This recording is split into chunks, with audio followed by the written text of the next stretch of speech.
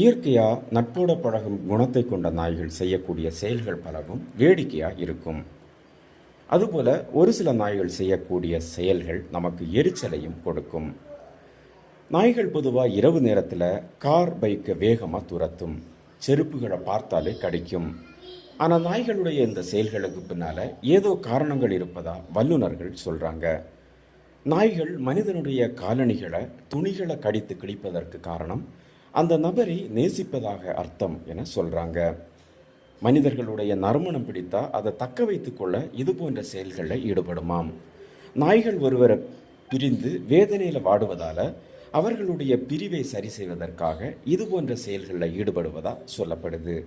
பல சமயங்களில் கடுமையான பசியின் காரணமாகவும் நாய்கள் காலணிகளை மெல்வதை வாடிக்கையை வைத்துள்ளதா சொல்கிறாங்க. நாய்களோட வயிற்றில் புழுக்கள் இருந்தாலும் அது இந்த பழக்கத்திற்கு ஆளாவதா சொல்கிறாங்க.